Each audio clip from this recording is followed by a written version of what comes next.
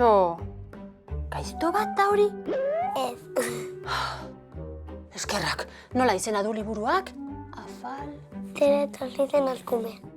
Ongi da, eta afaltzera joaten da. Arkumetxo bat Otsoaren etxera. Erakutsi pixka bat.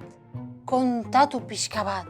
Zer pasatzen da liburu honetan? Ea? Bueno, ez da gaiztoa, ez da? Bale? Arkumea sartzen da.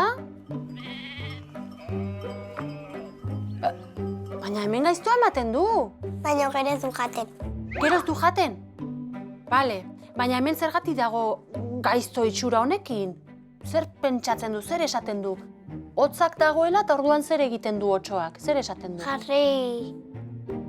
Ziroi batean, Bai? suaren ondoan. Ah, berotzeko. Orduan ongi zaintzen du hasiera batean. Bale. Ondoren? Zer gertatzen zaio? Ematen dio zanahoria bat eta jaten da. Hipo. Zotina! Oi? Oi? Eta? Oi? Orduan gero? Oe! Zer pasatzen da? Otsoak zer pentsatzen du?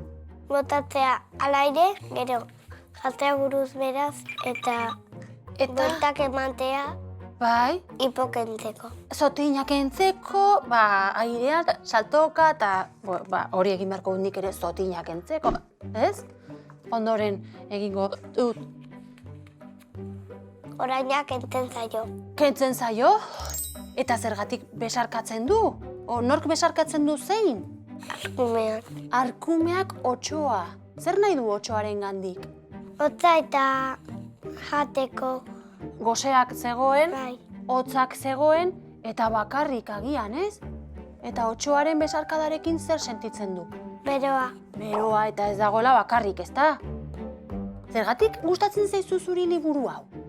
Marrazkiren bat, Bai. Otso, zein? Hau. Ai, besarkada. Eta hau. Ara! Lagunak dira orduan. Batak bestea behar du azkenean. Zoragarria,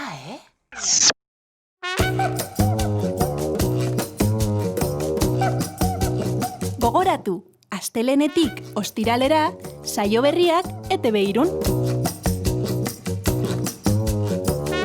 Bideo guztiak ikusteko, saioaren webgunean sartu edo 33ren aplikazioa deskargatu.